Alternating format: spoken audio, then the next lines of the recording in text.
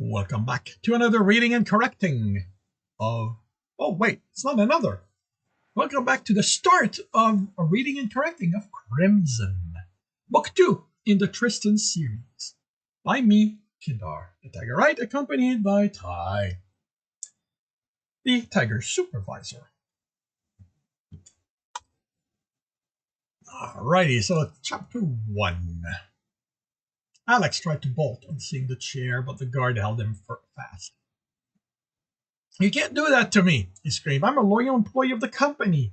He fought against the guard, but they were stronger than he was. At least he tried to look away from the monstrosity, to glare at the nameless woman who had been his interrogator for that last month. It had to have been at least a month now. Keeping track of time was hard when he had no chronometer and hadn't seen the sun ever since being brought here. Just couldn't take his eyes off it. He didn't know what the chair did, but with the wires coming out of it, the way the headrest looked more like something out of an industrial horror story, and the restraint, it couldn't be good. He wanted to have nothing to do with it. He should have done something to keep in shape during his imprisonment, instead of moping around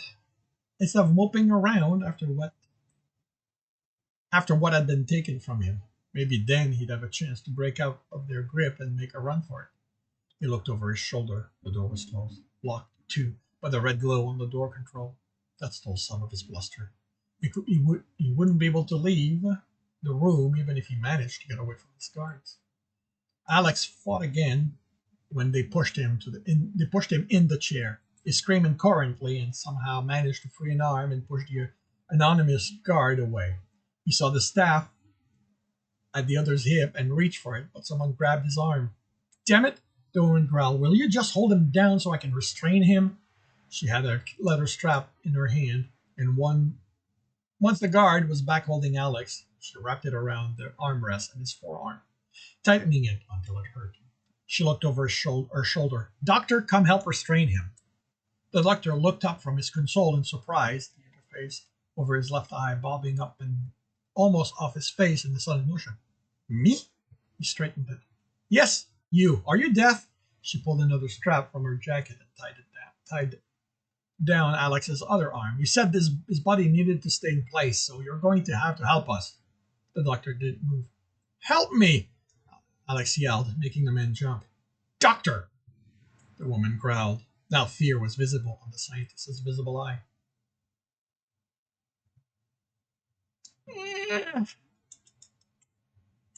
Fear was visible in the scientist's visible eye. Oh.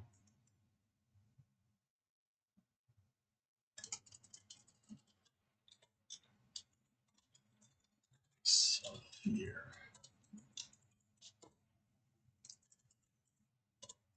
Alex saw fear in the scientist's visible eye. She sighed theatrically. "Fine. At least come here and tell me how you need him restrained." Alex continued pleading with the scientist as he came to him and took one of the end of the leather straps. The man just looked at it, and Alex had a moment of hope that he wouldn't do what he was told, but then he indicated to the woman to run it over Alex's chest, under his arm, and behind the chair, where she tightened it until Alex had trouble breathing. "I'm sorry," the man said. He had a soft voice that matched his older appearance, with his gray hair and wrinkled face. "You have to remain still or this will be painful." Alex glared at the man. "Don't bother talking to him," the woman said. "We'll lock his head in place, that way he won't be able to move." The doctor considered the situation, then indicated where the next strap could go over his temple. Once he was done and Alex's head was pulled back against the headrest, the man moved its sides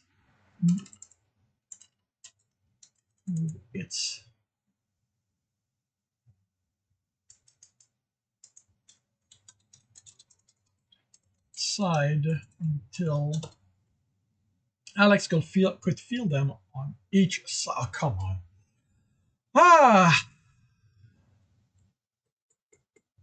Once that was done, Alex's head was pulled back against the headrest and moved it until Alex could feel them on each side of his head and see some of the industrial machinery in his peripheral vision. It went to his temple over his skull. He tried to get out of it, but where there was a hint of slack at his arm, his head was held firmly in place. The doctor and his interrogator stepped behind the console. I thought you said he was participating voluntarily. What kind of difference does that make if he is or not? I stopped at the glare she gave him. Doesn't, I guess, he said, resigned. Fiddled with some control Alex couldn't see. You can begin. Alex nodded. Sorry. You can begin. She nodded. What's your name? Alex didn't answer. Thought you said this thing would get him to... I know what I said, the doctor answered with some fire in his voice. But you didn't tell me he was going to fight. Just give me a moment. I have to calibrate it. He made more adjustment. Try again. What is your name? Alex had a memory of being held in his father's arm, his mother cooing over him. Then his teacher was praising him. He was graduating, his grandparents cheering him. More images came, being accepted at Luminex, praise and awards he received for his work. But through them he felt his sleeve move and start to form words, so he wrenched himself out of the memories and forced his mouth shut. What was that? His interrogator asked. The more the machine forces him to remember, based on the question you asked, that's what we saw. But he didn't answer me. He's still fighting. I'm going to have to adjust the settings some more. Played with the control, and when he continued speaking, his tone had excitement in it. But what we saw does tell you something about him. You asked for his name, and we got images of other people caring for him or giving him praise. It tells me that on some level, his identity is based on what people think of him. Not here to get insight into his personality. I want him to answer my questions. The scientist sighed. Go ahead. What is your name? Her tone was impatient. Wow, what happened to Microsoft?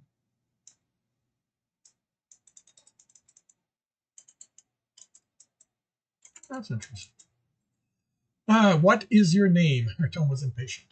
The image assaulted him again. His father, mother, grandparents, teacher, supervisor, friends, co-worker, and Jack. All of them praising him or giving him a compliment. Felt his lips move as he tried, and try as he might, he couldn't stop himself from answering her question. Alexander Bartholomew crimson. Finally, she said, tell me everything you know about Tristan. He was sitting at a table in a gray room, her seated across from him. He'd been eating, but had paused to look at the tablet she placed before him. He was smiling, looking at Jack. He missed him so much. He identified him as such. No, that's Tristan, she replied. She seemed triumphant when he looked at the image, and his eyes had missed it. When he told her that it was a picture of Jack, she got annoyed. I wish you'd stop playing those games, Mr. Crimson. You've been caught, and Tristan abandoned you. Come clean now and tell me everything you know about him. I'll see to it. I'll see that your cooperation is remembered. I don't know this Tristan of yours. He was on the floor of his bedroom, draped in sheet, feeling miserable. He'd been sick for over a day now. He was looking up at someone who looked a lot like Jack, but couldn't be him. Jack never looked at him so coldly. Jack doesn't exist, the importer said. The memory shuddered. He was on the floor of his bedroom, draped in sheet, feeling miserable. He'd been sick for over a day now. He looked up at someone who looked a lot like Jack, but couldn't be him. Jack never looked at him so coldly. Jack isn't here, the imposter said. I took him away. I'll never see him again. The imposter turned and left him there. Alex cried for Jack to come back. He was in a gray room. She was telling him how there was no Jack, that he made him up to try to cover his involvement. Alex denied it. Alex was covered in sweat, his throat raw. He was tied to the chair again. No, he hadn't left it. It had been memories. They felt so real. What was that? She asked the doctor. I told you he's remember. Something happened, like a glitch. Can you play it back? She pointed at the screen. There. The doctor then looked into the distance. He was sick when this happened, suffering a high fever according to the file. It's possible it interfered with his memory. Or someone altered it.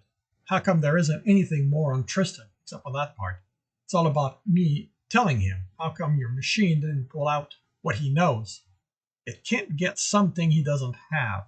I'd say he told you the truth when he said he didn't know who Tristan was. No, he's lying. I know it. Somehow he knows how to trick your machine. That's unlikely.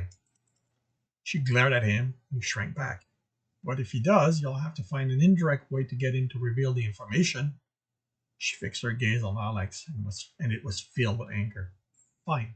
Since you keep insisting on going on about that Jack, we're going to start there. How did you meet him? Alex was in his favorite bar, Alien Nation. It was the bar where the aliens in the city went to get away from humans. It took months, but he managed to be accepted as one of the regular patrons. The Jolnarian behind the bar, his good friend Afalar, had served him his regular drink, and Alex turned to head to a table at the edge of the room where he'd have a good view of the other patrons. Took a step, and someone backed into him. Alex cursed softly, reached for a napkin to soak the liquid off his shirt. While he was doing that, someone apologized proficiently to him.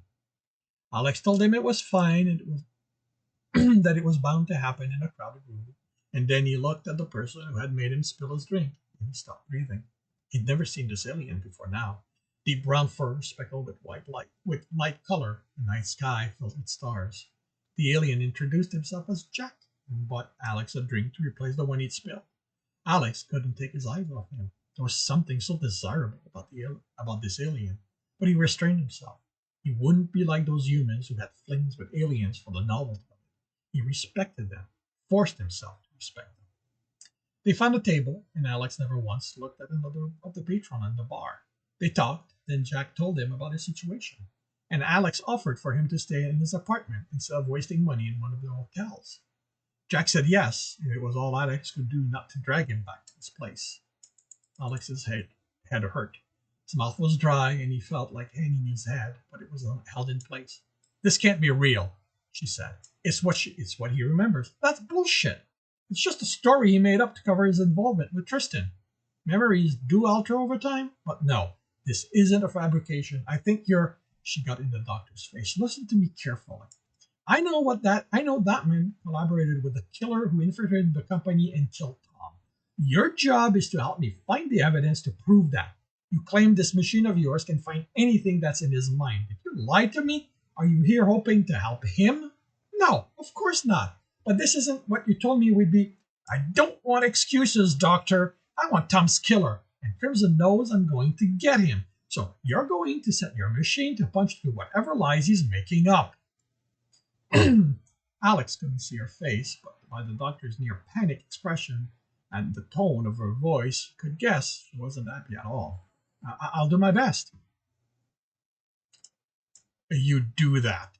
She turned to face Alex, her rage barely controlled. Now what? The doctor didn't answer immediately. Well, if it's like you say and somehow he's able to fool the machine into thinking their memory, we're going to have to continue and look for inconsistencies. Fine.